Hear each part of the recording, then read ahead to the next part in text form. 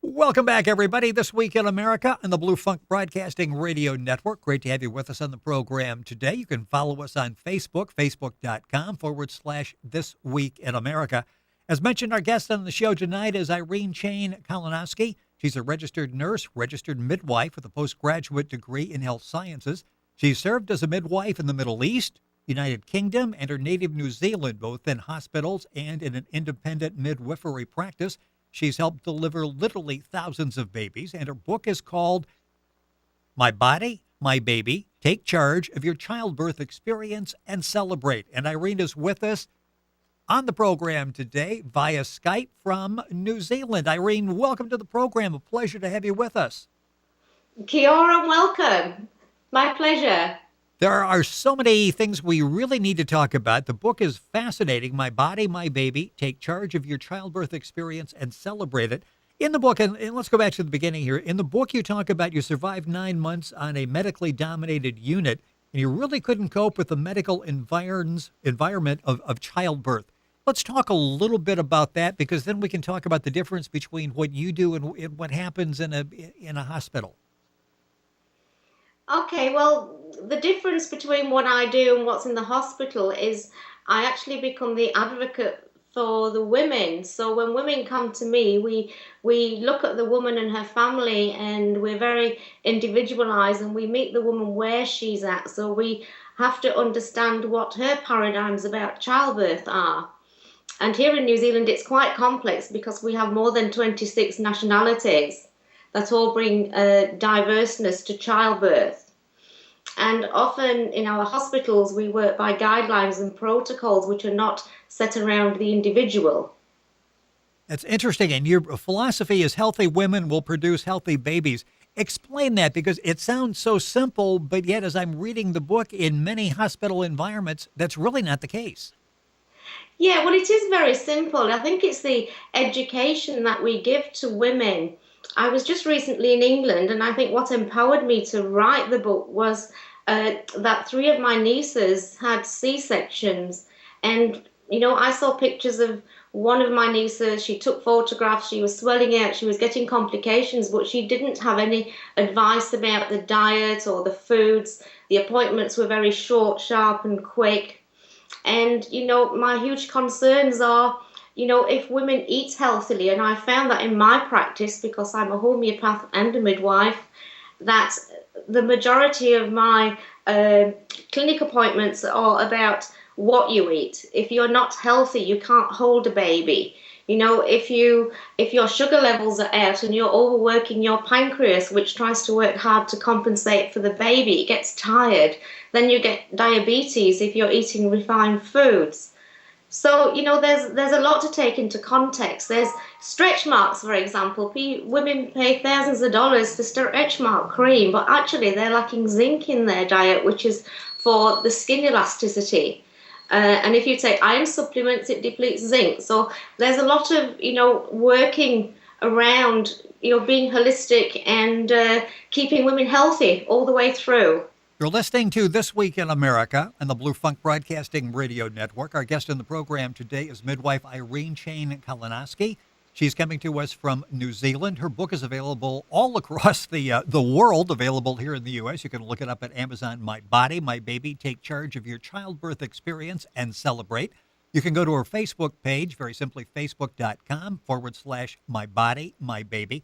A lot of great information there. And, of course, you can go to our website, thisweekinamerica.us, and get in contact that way and link up with Irene's website. It's interesting. You mentioned several things there. In the book, you talk about the influx of fast and refined foods. And here in the United States, it's really becoming sort of a typical diet.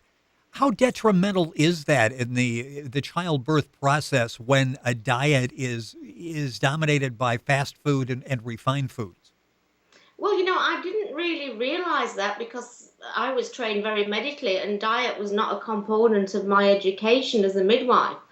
But when I looked at my past and I went to the Middle East where the Bedouin women delivered beautifully without complications, my grandmother delivered in the villages of Poland. They had 20 children between them. And I tried to look at what was happening. And I returned to Saudi Arabia after 13 years and found there was an influx of foods and the babies were getting to be a kilo larger. So I kind of linked it all together and looked at the post-war times in England when people didn't have money and they were eating the stodgy foods. And I thought that would reflect on the women, getting the complications in pregnancy, even though I didn't know how to fix it at that time. And as I've dedicated most of my experience to what kind of foods the women eat, I've had less complications, 97% of women without needing referral, and good birthing outcomes. So it has a huge impact. The high sugars actually make women feel more tired. They get more depressed with the highs and the lows and the swings. They need lots of protein. If you don't have protein, you don't have muscle. So if you don't have muscles, then you don't get the contractions in labor don't work adequately. So it has a huge, huge impact. So most of my conversations with women are, what do you eat for breakfast? What did you eat today? Can we look that around? And it actually took me into the diversities, because my Indian culture, for example, many are vegetarian and they don't have enough protein. They eat root vegetables. They're more healthy in India than they are in New Zealand. So it's a lot of hard work.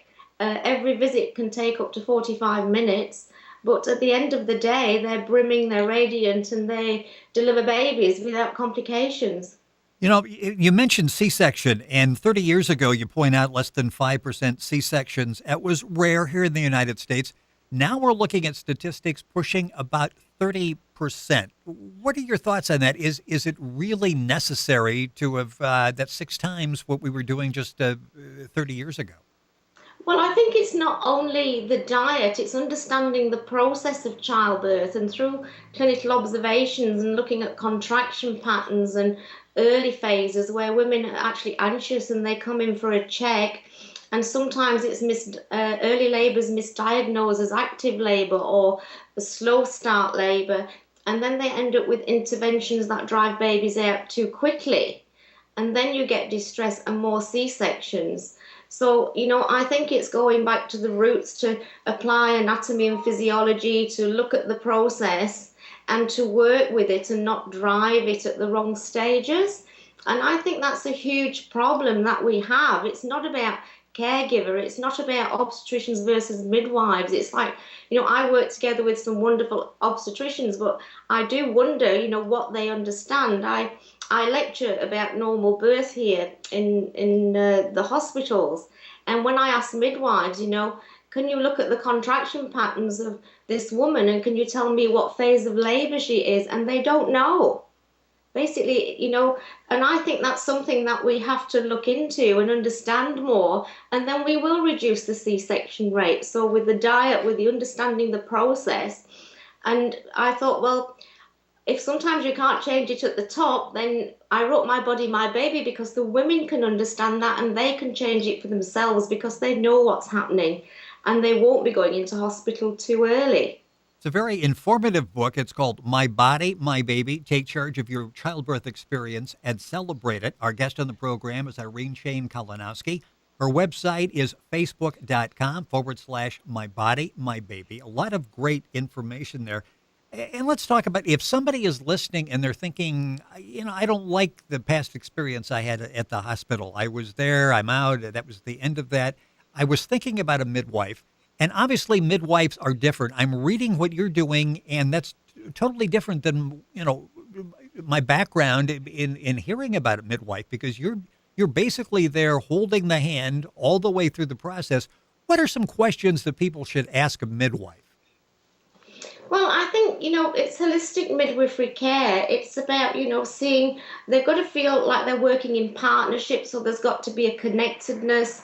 The caregiver should be talking with the woman, not at the woman. And it's like any healthcare profession. It doesn't matter if it's a midwife. We need to be talking with people and listening and sharing, the diversities of knowledge with women. They've got to feel comfortable. When women feel safe, they birth well. And that's what the philosophy should be around. So, yes, I'd love to see midwifery back there. I know it's coming back there. 100 years ago, we were told midwives were incapable of childbirth. But I think it's time to prove the world wrong and to say, hey, go with the midwife. Well, tell us about some of the experiences. You talk about what you do, and childbirth is not just a physical event, which some of us just look at it as that, but this really is sort of a spiritual event. This is really something you celebrate when you're there with a woman and goes through the process, and with the husband who goes through the process. Do you see a difference in their reaction to what normally would have been their reaction in a standard hospital procedure? Well, sometimes it's very hard, in hospitals because they're very clinical. We have white walls. We have, uh, you know, it's very difficult. Even sometimes, if my women go into hospital, the first thing happens before I get there is the woman's on the bed and they've got the monitor on there, and it's a little bit about litigation. As soon as we walk in there, then we're in charge. Um, but when you see the outcomes of where husbands have been involved with the birth, I actually see the role as I'm the facilitator and I understand what's normal. So I encourage the couples to do everything together, the husband to support her, to do everything with her. And I'm there if it strays a little bit away, and that's to do with positioning of baby, advising them when it's right to do the squatting, when it's, play some music. And every time I see husbands and partners and everyone celebrate birth, then it gives me 10 years younger to my life. And I don't think that will ever, ever finish. But I think the most important thing is that nobody should be traumatized from childbirth. And we should have that. That should be the main thing in our philosophy. It's when women lose control and they're not given choices or information. During the childbirth process, there's lots of routes and lots of roads you can take and you get the same destination. And as caregivers, we need to be able to understand those routes and roads to get the couple where they're at, to meet what they need. And it can be done because I only birth in hospitals because there's so many women afraid of childbirth. And I know if I take them in there, if I support them, if we walk around the garden, they will come out celebrating childbirth, and it doesn't matter where they deliver after that. They can just absolutely enjoy the start of their baby's life because partners get traumatized, women get traumatized, and of course the babies get traumatized mentally and emotionally. So we need to address all those situations to put childbirth back to women, and there shouldn't be trauma after childbirth. 3%, there's always the unexpected. There's always something in obstetrics that actually even takes me as a midwife to, by surprise. And there's something beyond control. And no matter what we do, no matter how much technology, we're not going to stop those problems. And I think, with those circumstances, what I see medically is that they're trying to prevent every tiny one. So we get the increase of ultrasound. Women want to see a baby, but they forget that they're looking for abnormalities, and too many ultrasounds actually, it puts fears into women. It's like, medically putting a tape measure on a woman every week. It gives them fear zones. Is my baby growing? Is it okay? And I think we need to bring back those clinical skills that can actually see the continuity of care and see the growth in the woman from week to week. And the healthy woman from women that need help. And that's what midwives do basically, is we know what the normal is, we know the growth of the women, and we know the women's headspace. So we work with everything, and we get the outcomes. Irene's book is called My Body, My Baby. Take charge of your childbirth experience and celebrate it.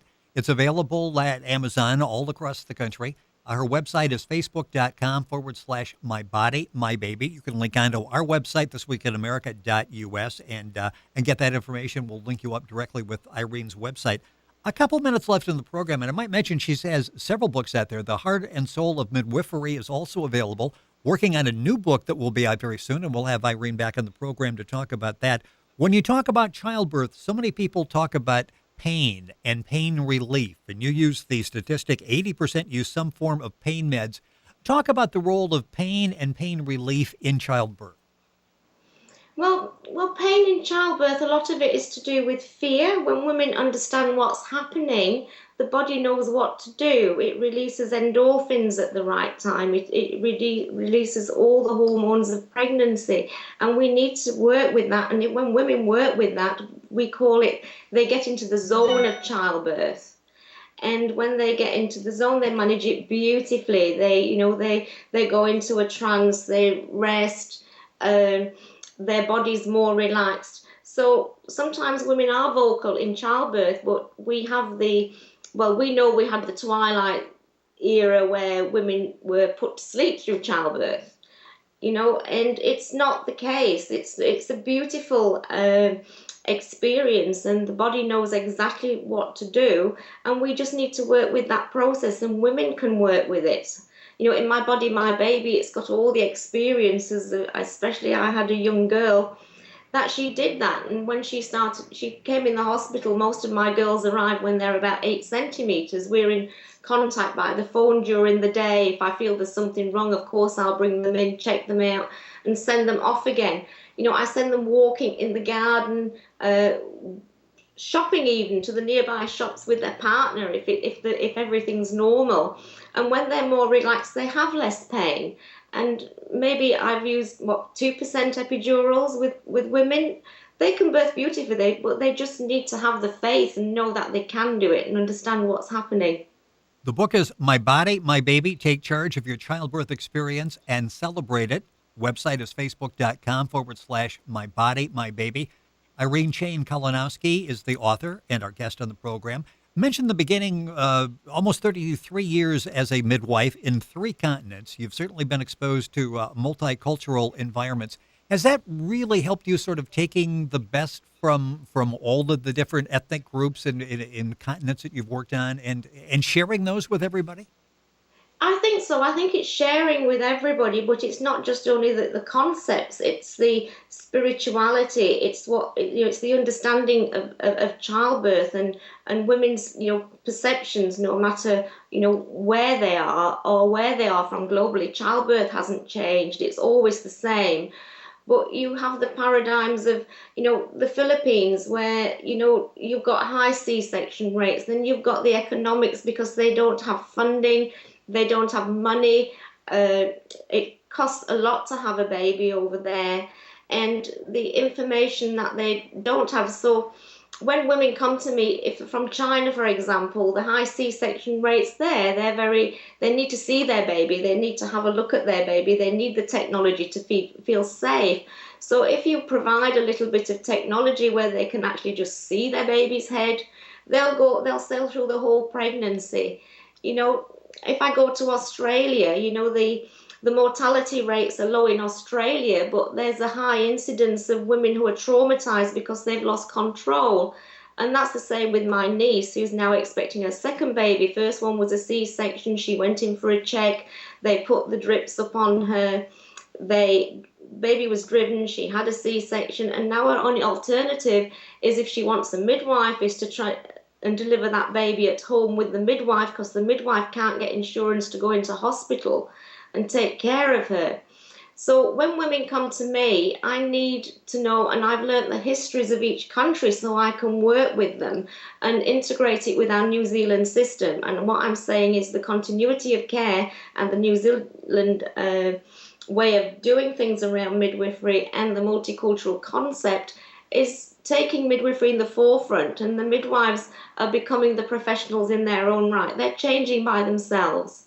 You've been listening to This Week in America on the Blue Funk Broadcasting Radio Network. Our guest has been Irene Chain-Kalinowski. Her book is called My Body, My Baby. Take charge of your childbirth experience and celebrate it. The book is available everywhere. You can go to Amazon.com. You can go to the website and get information as well.